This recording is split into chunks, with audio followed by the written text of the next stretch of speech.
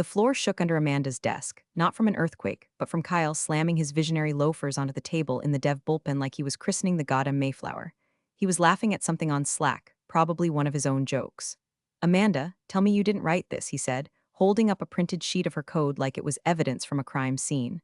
Looks like someone copy-pasted a Bible into the comments. She didn't flinch, just blinked behind her glasses and clicked her mouse. It's audit trail documentation, legally required. Kyle grinned like a man who'd never been audited in his life.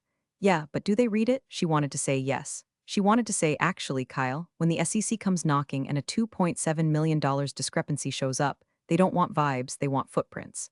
But instead, Amanda said nothing, because she'd learned something in 15 years of writing back-end systems that held the whole damn company together. No one listens when you yell, but they sure as hell pay attention when the system stops working. Now, before I go any further, I gotta say this. 97% of you listening right now aren't subscribed. Which, I mean, fair. Maybe you just stumbled in here while rage Googling how to handle tech bros with fragile egos. But if you're still with me, maybe hit that subscribe button. It costs you nothing and it motivates our little team like caffeine with a vengeance. Back to the story, Amanda had built the financial processing system from the inside out, back when the company was 3 people in a strip mall next to a vape shop and a dentist that only opened on Tuesdays. It wasn't sexy code. There were no animations, no bells, no whistles, but it was clean, legible, Loctite. Every variable had a purpose, every log a breadcrumb trail back to sanity. Legal loved her. Product barely knew she existed unless something broke. And engineering had evolved. The old guard, quiet, principled folks like Amanda were getting replaced by fast-talking 30 under 30 imports with disruption on the brain and 6-month exit strategies. Kyle was just the loudest of them. Amanda's desk was a little shrine of quiet efficiency. A monitor with sticky notes in her own shorthand, coffee mug with I void warranties written on it, and a mechanical keyboard that clicked like a Geiger counter in Chernobyl every time she got pissed. Kyle showed up 3 months ago. Former startup CTO, which meant he once built an app that got acquired by a company that eventually got acquired by a company that now sells toothpaste subscription boxes. He talked like every sentence came with a stock option. And from the moment he walked in, Manda could smell the arrogance, smelled like Axe body spray and unpaid invoices. He didn't ask how the system worked, he assumed. And when he found Amanda's module, the one that reconciled incoming payments with internal transaction logs and cross-checked them against federal compliance standards, he didn't ask why it was written the way it was. He just said, "This looks slow." "It's not," Amanda said, "it's thorough." "Same thing," Kyle said, chuckling. She opened her mouth, closed it, opened it again. "The documentation is part of the system. It's not just for humans." The sec Kyle was already opening his laptop. "Don't worry, I'll clean it up." Amanda could feel something under her ribs tighten like a wrench. "Clean up what?" "The training wheels. You've got like 3 paragraphs describing a loop that runs 5 times, because if someone alters that loop and doesn't realize it affects the escrow release, then we need better coders." There it was, that phrase. That stupid, silicon smug phrase. Better coders. As if this was a video game and she hadn't spent years coding for real people with real money and real jail time attached to their signatures. Kyle went to the CTO, pitched a rewrite, said he could optimize the processing module and cut runtime by 38%. Never mind that Amanda's system had less than 0.01% error rate over 5 years. Never mind that no client account had ever been frozen inappropriately. The CTO, who wore thin-rimmed glasses and once said the word synergy 5 times in a single sentence, nodded along like Kyle was offering him a map to El Dorado. "If we can shave time off reconciliation, it'll look great for the investor deck," he said. Amanda, still polite, still composed, asked, "Have you checked with legal?" "They'll adapt," Kyle said. She didn't scream. She didn't quit. She went back to her desk, opened her files, and started making copies. Quietly, thoroughly, just like everything else she did. Amanda didn't know when exactly the system would snap, but she knew why it would. Because the one thing Kyle hadn't understood, refused to understand, was that her comments weren't fluff. They were a lifeline, a roadmap, a confession written in plain text to keep regulators happy and clients untouched. She wasn't documenting for herself. She was documenting for the day everything collapsed. Amanda knew exactly how this kind of guy moved through a company, like bleach through a bloodstain.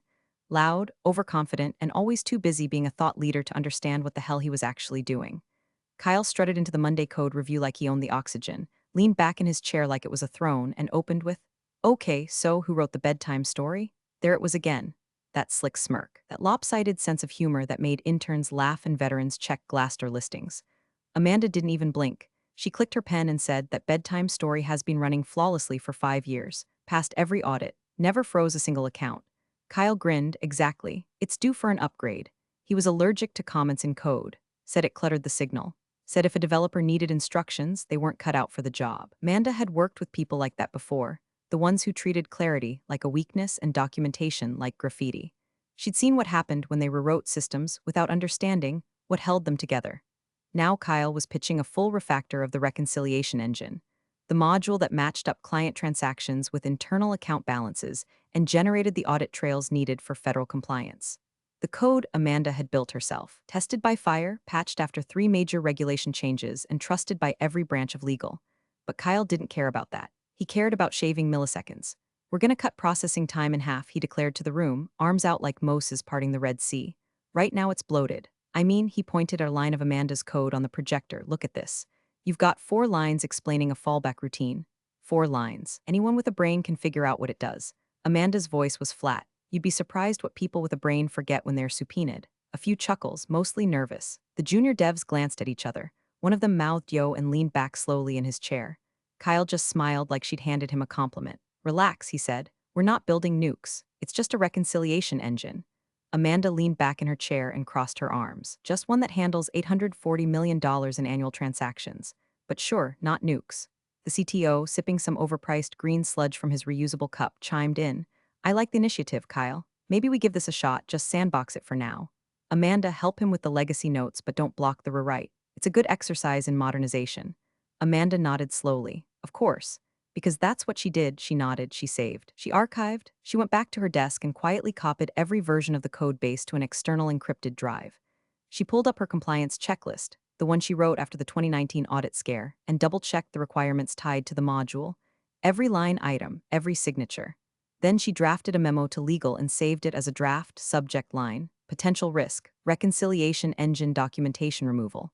She didn't send it. Not yet. She watched Kyle take a junior dev into a side room, bragging about the new logic tree he was building from scratch. We'll just process everything in chunks, no need to validate every pass, she overheard. Amanda closed her eyes for a second and saw it, the cracks forming. Slowly, quietly. Until one day a transaction would slip through with no record. Then 2, then 40. Until the auto flag system she built with legal's blessing had no breadcrumb trail to follow. The irony? Her system had never needed to be fast. It needed to be precise. Traceable, bulletproof, but no one sold that in a pitch deck. Precision didn't trend on LinkedIn. Kyle was chasing metrics that looked good in graphs but fell apart under subpoenas. She sent herself a backup of her own code, downloaded every version she'd touched over the last 6 months, filed the compliance memo locally, timestamped and signed. And then she waited. She wasn't scared. She was just irritated, the kind of irritation that calcifies into steel. Amanda didn't need Kyle to crash the system. He was going to do it all by himself. All she had to do was stay quiet and let the landmines do what they were built to do. Amanda cornered Kyle by the espresso machine. Not because she drank espresso, it tasted like scorched metal. Because it was the only place he slowed down long enough to hear a full sentence. He was poking at the touchscreen like he was disarming a bomb, hoodie sleeves pushed to his elbows like some tech messiah, when she said calmly, removing the audit comments violates internal policy and federal guidelines. It's not a preference thing. It's law. Kyle didn't even turn. Audit trails still in the logs. The logs don't explain why a loop was skipped or a fallback was triggered. Logs capture what? Comments explain why. Now he turned. One eyebrow raised, the other smugly relaxed. If the code's good, it shouldn't need an essay. Amanda stared at him. This man had the confidence of someone who thought Sarbanes-Oxley was a Marvel villain. She spoke slower this time, like explaining to a child why the stove was hot. This isn't a blog post, Kyle. If a financial discrepancy is flagged by a regulator, and there's no visible rationale in the processing logic, get investigated, you get investigated. He sipped the espresso, winced, we'll be fine, that phrase again, will be fine. Amanda had heard that right before the 2017 audit storm, when half their accounting stack had to be rebuilt in 2 weeks because some genius optimized away the validation layer. Back then, legal had nearly sent out carrier pigeons looking for a scapegoat. Amanda fixed it in 11 days, slept under her desk. No one remembered, except her. Kyle walked off with his coffee, earbuds in, already on a Slack call. Amanda watched him disappear down the hall, talking about streamlining processes to someone who probably hadn't written a line of production code since Obama was in office. She went back to her desk and stared at her terminal for a solid minute. Then she did the thing she'd been holding off on. She pulled up the company's internal compliance portal, searched reconciliation logic, and found her own policy memo from 2 years ago. Still active, still valid. She opened it, attached her signature again, and downloaded a copy to her encrypted drive. She printed one for good measure. No one ever sees hard copies coming. Later that day, the CTO summoned them both to the glass box conference room, affectionately called the fish tank by the engineering team because it made you feel watched and stupid. Kyle led the conversation, waving his hands like he was casting a spell. We're shaving off about 42% of the processing delay by batch aggregating transaction IDs before validation. The whole flow's gonna feel lighter. Cleaner. The CTO nodded along, half listening and half scrolling on his phone. Amanda cleared her throat. Have you reviewed the compliance trail implications? Kyle didn't miss a beat. Amanda's concerned about comments. That slimy redirect. She didn't take the bait. It's not comments. It's verifiable human-readable logic that satisfies audit traceability. If someone changes the fallback logic and we lose the justification, we can't defend the code to regulators. It won't hold up. The CTO looked up now. We still have Git history, right? Amanda exhaled, sharp and through her nose. Yes, and regulators love waiting through 27 commits to find a deleted rationale for a float-twint conversion. CTO smiled like a man who didn't want problems, just faster demos. Let's give Kyle's version a shot. We can always roll back if there's an issue.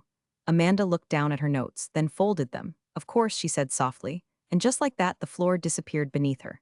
She walked out of the fish tank, past a junior dev nervously cradling a Red Bull like a baby bird, and back to her desk. She didn't rage, didn't argue. She plugged in her encrypted drive and ran one more backup. Her fingers hovered over the keyboard for a moment before she typed. Hash backup 04 Amanda pre-Kyle, rewrite annotated full. She hit enter. Then she opened a blank file. No code, no comments, just a single sentence typed at the top. They will remember this moment. She saved that too. The new version of the code went live on a Wednesday afternoon, slid into production like a knife under the ribs. No fanfare, no postmortem. Just a cheerful Slack from Kyle, Rocket Live. Reconciliator 2.0, now 42% faster. Amanda didn't respond. She just stared at the message. Then closed her laptop for exactly 7 seconds and reopened it like a blink, but for machines. She'd been expecting this moment, had prepped for it like a soldier prepping a bunker that everyone else insisted would never be needed. First step, she archived her full original module, comments, logic, rationale, Git diffs, every single trailing comma, and zipped it into a file labeled Golden Record Amanda V1 Final, because if it ever came down to legal war, this would be her black box. Second step, she reopened the draft compliance memo she'd written 3 weeks prior, added a short update noting that the new version had removed critical documentation tied to Regulation 404(b), and sent it, CCing herself, legal and legal's favorite compliance consultant, Roy, who Amanda had once saved from a catastrophic rejects incident. Third step, she pulled out the manila folder in her bottom drawer, the real-world one with red tab dividers and actual ink signatures. She printed the memo. She initialed it, dated it, and slid it between potential risk reconciliator edits and 2023 emergency recovery plans. Then she turned to the crown jewel, the auto-flagging system. She had written it 2 years ago after a nightmare week where a junior engineer accidentally deleted 32,000 lines of transaction logs during an unscheduled performance fix. The system had no external name, no Slack channel, no documentation that anyone else could follow, but it lived quietly, deep in the stack. Its job was simple. If a transaction passed through the processing module without traceable logic, a breadcrumb comment, a justification note, even a simple / fallback triggered due to insufficient funds, the system would trigger an internal flag.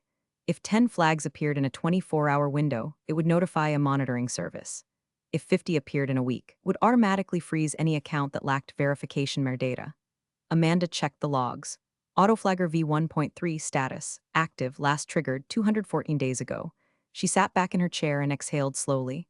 The system wasn't malicious. It wasn't even revenge. It was safety, a tripwire for stupidity. She hadn't told anyone about it, and no one had ever asked. That's the thing about invisible safeguards. They don't matter until they matter. In the following days, the platform was quiet. A few minor bugs trickled in. A failed transaction in Chile. An extra-long processing delay in a mid-tier West Coast client. Kyle waved them off in the team channel with a little shrug emoji. Teething issues. Nothing the next patch can't fix. Amanda responded to ticket escalations like normal, fixed unrelated bugs, smiled during stand-ups. But beneath the surface, her posture changed. She wasn't guarding the code anymore. She was observing the wreckage as it assembled itself. She stopped arguing with Kyle, stopped correcting him. Let him say things like, the system feels snappier now, and clients feel like they're getting results faster. He was measuring user vibes, while Amanda was watching forensic flags light up like a string of cursed Christmas lights. By Friday evening, the system had logged 7 flagged transactions, unjustified, undocumented, and pushed through without audit breadcrumbs. The auto-flagger didn't care that Kyle's code was faster. It only cared about traceability. Amanda opened her terminal and typed, list auto-flagger logs and find unverified. 7 lines, 7 missing explanations, 7 future headaches. She leaned back and watched the blinking cursor, that quiet metronome of truth, and whispered to no one, "See you soon." It started small, like hairline cracks in drywall after a thunderstorm. Few glitches reported by client support, lag on a batch transaction here, an account showing as pending 2 days longer than usual there. Low-level stuff. The kind of weirdness that could be blamed on caching, or third-party latency, or Mercury retrograde. Kyle, of course, had an answer for everything. Growing pains, he said during the Monday stand-up, arms folded like a proud dad watching his toddler punch holes in drywall. We'll squash those in the next sprint. Ken's running leaner than ever. The CTO nodded. Just make sure performance stays ahead of the investor preview. We want those numbers crisp. Amanda kept her camera off. She said nothing, took notes, filed tickets, assigned herself to a minor visual bug in the admin portal and fixed it in 4 minutes flat. No one noticed. What they also didn't notice yet was the way the flags were stacking. She checked the auto flagger twice a day now, like a farmer watching river levels rise after days of rain. 10 flags in total, then 14, then 19. Each flag represented a transaction that had passed through the reconciliation module with no explanation, no comment, no logic tag, no traceable rationale for a fallback being triggered. Just clean, fast, undocumented code slithering its way past safeguards that used to hold up in audits like steel walls. Now they were paper windows. Legal hadn't reached out directly, but Amanda saw the smoke. One of the corporate lawyers, Jean, the one who used to loop Amanda into calls every time something smelled like regulatory compliance, posted a message in the general legal channel. "Hey team, anyone know why 12 accounts triggered a suspicious activity freeze last week? Just trying to reconcile with the dev team logs. No breadcrumbs on a few cases. Ping me if you've got insight." Amanda watched the message go unanswered. Another quiet ping, this time in the #audit prep channel, just flagging this for awareness, seeing a few gaps in fallback rationale on the back end. Might be nothing, might be something. Person shrugging. Kyle didn't react, probably didn't even see it. He'd muted that channel after his second week. Said it was clutter. The same way he'd called Amanda's comments noise. She imagined him now, eating overpriced poke out of a paper bowl in a meeting room named after a Harry Potter house, too busy sketching new float charts to see the iceberg scraping the hull. Amanda didn't reply in Slack. She didn't slide into DMs. She just took screenshots, quietly. Each one timestamped and zipped into a folder called Audit Threads Archive. The junior devs started noticing too, but they didn't say anything outright. They were smart. Cowed. One of them forwarded her a ticket privately with a subject line that just said, "This feels weird." The ticket showed a transaction rerouted twice by a fallback path that should have been retired 6 months ago. Amanda traced the request manually. No reason for it to be rerouted. No note, no justification. But the system let it pass just barely. 23 flags. She fixed another visual bug. Rewrote a line of CSS that no one asked for but was broken since last quarter. Pushed a silent commit. Drank her coffee. Black, room temp, same mug every day. At the next stand-up, Kyle opened with, "Performance is stable. Clients are happy. We'll do a cleanup pass on legacy stuff next week." Amanda nodded, muted. The CTO turned to her just once, and said, "All good on your end?" "Crystal," she replied, and it was. Because from where she sat, buried beneath 3 layers of bureaucracy and a mountain of discarded wisdom, everything was unfolding exactly as she'd written it. The system wasn't angry. It wasn't rebellious. It was obedient. It had one job: trigger when the traceability vanished.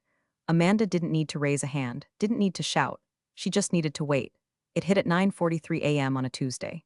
The kind of Tuesday that starts out calm, overcast skies, someone microwaving soup at 9 o'clock a.m. for reasons that should require an exorcism, Slack mostly quiet except for the usual corporate dopamine drips. New client signed. And who stole my charger? Amanda was writing a test case for a totally unrelated front-end fix when her monitor pinged with a forwarded email chain marked urgent. Subject line: Client Rydell Capital missing transaction records. The body was from their CFO. Tight. Panicked. Our ledger is missing 7 entries. Dashboard shows negative balance. We need clarity before our 11 o'clock quarterly briefing. She marked it unread, sipped her coffee. The world was starting to tilt. 10 minutes later, another flag in the auto flagger, then 3 more, then 7. By 10:05, the internal monitoring dashboard looked like a Christmas tree hooked up to a car battery. Frozen accounts. Transaction IDs with blank justifications. Fallback triggers with no breadcrumbs. The security protocol Amanda had designed, quiet, patient, merciless, was no longer issuing warnings. It was executing lockdowns, and it was doing it fast. 1 minute, things were lagging. The next, the system froze 22,000 accounts. Any account flagged by the autoflagger with 3 or more untraceable fallback events entered a hard lockdown. Manual override required. Verification by legal. Transaction history scrubbed line by line. It was designed to stop fraud. Now, it was stopping everything. Amanda's inbox began detonating like popcorn in a pressure cooker. Security flag summary report 238, New flags urgent support call escalation, 17 clients down priority 1 escalation. All accounts frozen on platform east. She didn't reply. Didn't blink. She opened the logs and watched the flags roll in like waves during a storm surge. Then came the cherry on the apocalypse Sunday. A mass alert popped into Slack. Double system lockdown active. Investigation underway. All hands on deck double. Someone tried to ping Amanda directly, probably a junior support engineer who'd seen her name on the module history. She let it sit. Down the hall, chaos swelled. She could hear Kyle's voice through the wall, climbing pitch like a tea kettle, trying to explain things he didn't understand to people who'd stopped caring about his tone and started caring about risk exposure. He said the words you never want to hear in a crisis. I don't know. I thought the fallback handling would catch that. Amanda's lips curled just slightly. That's the thing about fallback handling. It only works if someone documents what it's supposed to fall back to. The CTO's door slammed shut. Meeting had started. Kyle was in it. Amanda was not. At 11:04, the CEO sent a company-wide email titled, Critical System Incident Immediate Action Required by noon. 3 compliance officers were in the office physically. Not on Zoom, not on Slack. In the building. Suits, badges, the whole walking audit circus. Amanda watched them march down the hallway from behind her monitor like ghosts passing through drywall. Still no one called her name. Still no one asked the one question that mattered. Who built the freeze logic? Because if they had, they'd know this wasn't a bug, it wasn't even a failure. It was the system finally working exactly as it was meant to. Amanda opened her terminal again and typed, list last 50 lines of auto-flagger logs. The list scrolled by like a war memorial. No audit trail. No fallback reason. No explanatory comment. And now, no access. She checked the compliance memo she'd sent last week. Opened the email. Confirmed the timestamp. Her name, her signature, her warning, all preserved in legal's inbox like a fire alarm someone had cheerfully ignored. Someone dropped something out in the hallway, a mug or a phone. Maybe a job title. Amanda turned her monitor brightness down to 70%, leaned back in her chair, and whispered the line she always saved for moments like this. It wasn't revenge. It was prevention, and prevention had teeth. The emergency all-hands was called for 2:00 p.m., but Amanda got the knock on her door at 1:46. It wasn't a Slack ping. It wasn't an email. It was a knock. That ancient analog signal that meant someone finally figured out where the grown-ups were hiding. A junior HR rep stood there, eyes wide, voice rehearsed. Legal needs you. Conference room 4. Amanda closed her laptop, unplugged the encrypted drive, slid it into her canvas tote like she was packing a lunch. She didn't ask what it was about. She didn't have to. The silence had cracked. Now came the harvest. Conference room 4 was already full, legal, 2 guys from InfoSec who looked like they hadn't blinked in hours, the CTO with his hands buried in his hair, and Kyle pacing near the whiteboard like a man trying to outrun a plane crash. Amanda, said Jean from legal, voice tight but respectful. We need clarity on the reconciliation module. The system's flagging every fallback as undocumented. Amanda nodded once, calm as snowfall. She opened her tote, pulled out a manila folder, and set it on the table with the kind of deliberate grace usually reserved for evidence in murder trials.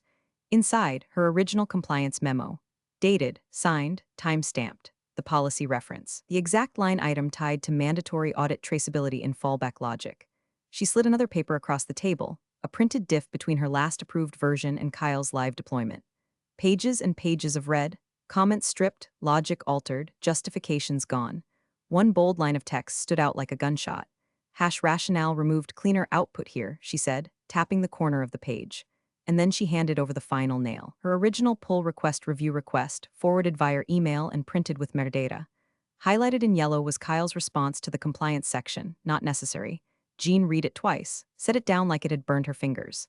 Kyle tried to speak. It wasn't like Jean raised her hand. One finger. Quiet. We've already looped in the SEC, she said flatly. Their preliminary response is that this constitutes a failure of due diligence under 802C. The CTO looked like he might throw up into his reusable water bottle.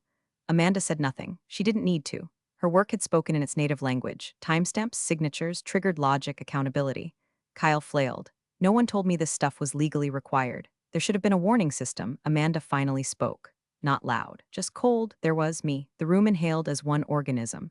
The InfoSec guy looked up from his laptop. So just to confirm, this system didn't crash, it didn't fail. It's behaving as intended. Yes, Amanda said, that's the part no one understood. You can't rip out the brakes and call it faster. Eventually it just hits a wall. The CTO looked over with dead eyes. Why didn't you stop it? I did, she said, lifting the memo again. You all just didn't listen. Jean sat back, expression unreadable, but her knuckles were white. We'll need to do a full rollback and a joint response team for the SEC. Kyle's voice dropped to a pathetic whimper. This isn't my fault. Amanda gathered her folder, stood slowly, and adjusted the strap on her bag. Actually, she said, eyes locked on his, it's only your fault. and then she turned, heels silent on the carpet, and walked out of the room like the courtroom was adjourned. She didn't slam the door. She didn't need to, the system already had. By Thursday morning, the building felt like a crime scene. No one made eye contact. Even the espresso machine was quieter, like it too knew a public execution had taken place. Amanda arrived at 8:13 sharp, same as always. Same parking spot, same travel mug, same cardigan that still smelled faintly of printer toner and peppermint gum. But now, when she walked through the lobby, the receptionist actually stood up. The sex auditing consultant had flown in that morning, an older man named Carlton, in a dark navy suit and orthopedic shoes that squeaked when he walked, but somehow still terrified everyone. He spent exactly 3 hours inside the glass-walled fishbowl conference room with legal, infosec, and a forensic copy of the transaction logs. Amanda was not invited to that meeting either, but she didn't need to be. At 11:02 a.m., an email hit the company-wide mailing list from legal with the subject line: Preliminary Compliance Review Summary Findings, Confidential. Amanda opened it, eyes scanning down the bullet points until she hit the one that mattered. Legacy Reconciliation Module, authored by A. Trent, identified as precise, transparent, and fully compliant with federal audit standards under SOX 404B. 2 lines down, rewritten module deployed by K. Avery, flagged as non-auditable code with critical regulatory violations, including absence of fallback rationale and undocumented decision trees. Amanda leaned back in her chair, hands folded in her lap, and let out a breath she hadn't realized she'd been holding for 4 days. Kyle was nowhere to be seen. Rumor had it he'd been pulled from his desk mid-sprint planning and escorted gently, but firmly, into a small meeting room with an HR liaison and a red folder. His Slack went silent at 10:26 a.m. No status bubble, no last message, just vanished like a vapor trail in cold air. The CTO made a brief appearance at the all-hands Zoom that afternoon, mumbling something about process misalignment and regrettable oversights before retreating back into the abyss. When asked about oversight, he reportedly told legal, "I trusted my team," which, translated, meant, "If someone's going to get fired, I'd prefer it not be me." Amanda received a calendar invite that evening, private, from the CEO. His office was a sterile box lined with framed motivational quotes that now felt hilariously ironic. He offered her a seat, then launched into a soft-spoken monologue full of words like integrity, maturity, and deep institutional knowledge. Then he slid the offer across the table. Lead Dev, Kyle's role. Title bump, full authority over code-based practices and deployment policy. Open headcount for rebuilding the team. A signing bonus in recognition of her quiet vigilance. Amanda looked at the envelope, then looked up at him. "You don't need a lead dev," she said. "You need ears." He blinked. "Sorry, people knew this was coming. They said it. I said it. No one heard it." The CEO opened his mouth, closed it, cleared his throat. "Still," he said, "you've earned this." She gave him a small, tired smile. "No, I preserved this. That's not the same thing." Then she stood up, extended her hand, shook his, and said, "I'll train whoever you hire, but I won't sit in that seat." Outside, she paused near the elevators and pulled out her phone. Updated her LinkedIn headline with 6 quiet words: built compliant systems. Trusted the silence. No exclamation marks, no corporate jargon, no hunger for revenge. Just the calm certainty of someone who'd built the walls while everyone else partied, and knew one day they'd be grateful the roof hadn't caved in. Amanda's resignation letter was exactly 4 lines long. No sentiment, no nostalgia, just facts, dates, signatures. Her tone was so neutral, so coldly precise that HR called her twice to ask if she meant to include a farewell message for the team. She didn't.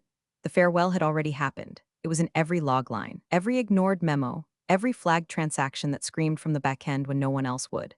Her exit interview was scheduled for 10:30 a.m. in meeting room 3C, with a junior HR associate who looked like she was still getting used to adult shoes.